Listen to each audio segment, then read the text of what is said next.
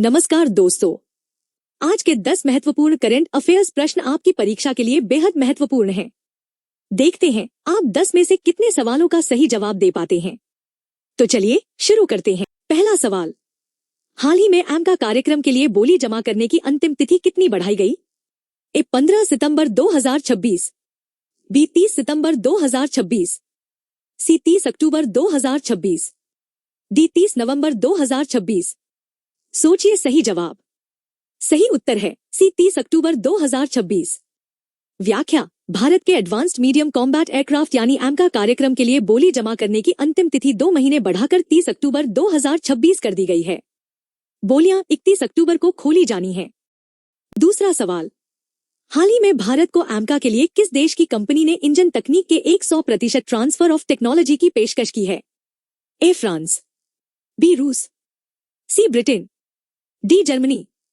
सोचिए सही जवाब। सही उत्तर है सी ब्रिटेन। व्याख्या, ब्रिटेन की रोल्स रॉयस ने एमका के लिए प्रस्तावित इंजन में भारत को 100% तकनीक हस्तांतरण और बौद्धिक संपदा अधिकार देने की पेशकश की है। तीसरा सवाल, हाल ही में जबलपुर में टी सीरीज टैंकों के ओवरहॉल के लिए कितनी क्षमता वाली नई सुविधा की आधारशिला रखी गई? ए 50 टैंक प्रतिवर्ष, बी 60 टैंक प्रतिवर्ष, सी 80 टैंक प्रतिवर्ष, डी 100 टैंक प्रतिवर्ष। सोचिए सही जवाब। सही उत्तर है सी 80 टैंक प्रतिवर्ष। व्याख्या, जबलपुर स्थित व्हीकल फैक्ट्री में 472 करोड़ रुपए की लागत से नई सुविधा विकसित की जा रही है।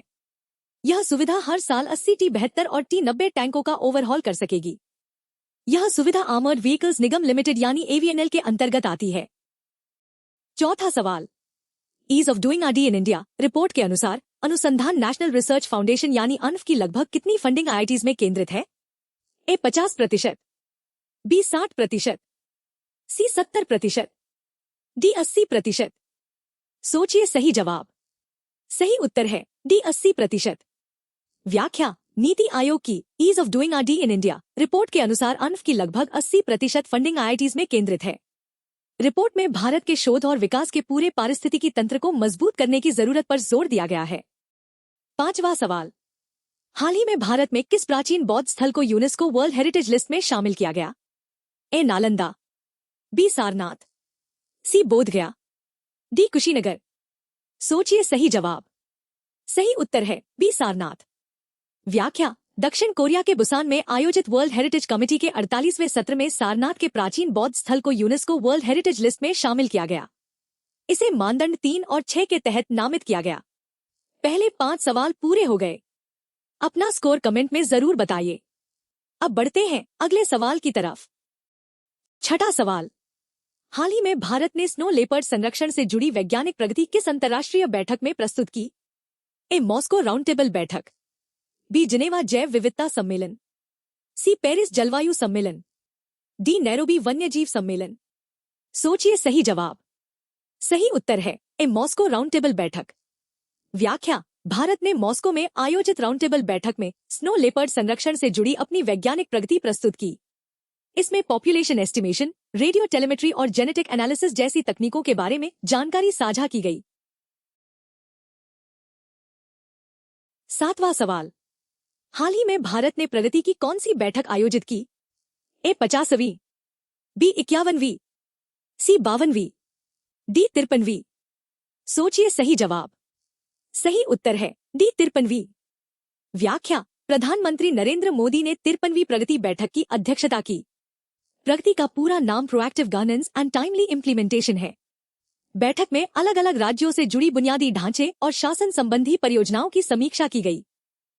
आठवां सवाल, भारत और जापान के बीच निवेश साझेदारी को मजबूत करने के लिए किस लक्ष्य को आगे बढ़ाने पर जोर दिया गया? ए 1 ट्रिलियन येन, बी 5 ट्रिलियन येन, सी 10 ट्रिलियन येन, डी 20 ट्रिलियन येन। सोचिए सही जवाब। सही उत्तर है सी 10 ट्रिलियन येन। व्याख्या, वाणिज्य एवं उद्योग मंत्री पीयूष गोयल की जापान यात्रा के दौरान भारत में निजी निवेश जुटाने के 10 ट्रिलियन येन के लक्ष्य को आगे बढ़ाने पर जोर दिया गया। साथ ही गिफ्ट सिटी को क्रॉस बॉर्डर फाइनेंशियल गेटवे के रूप में मजबूत करने पर भी ध्यान दिया गया। 9वां सवाल, हाल ही में भारत ने किस संगठन की बैठक में सामुदायिक नेतृत्व वाले रेंजलैंड संरक्षण पर जोर दिया? ए UNFCC, बी UNCCD, सी यूएनईपी, डी एफएओ। सोचिए सही जवाब। सही उत्तर है बी यूएनसीसीडी।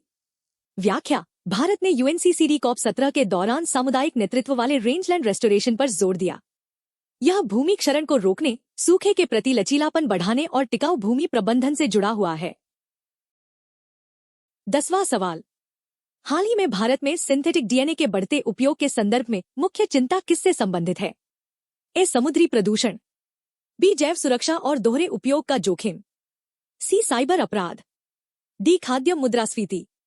सोचिए सही जवाब। सही उत्तर है बी जैव सुरक्षा और दोहरे उपयोग का जोखिम।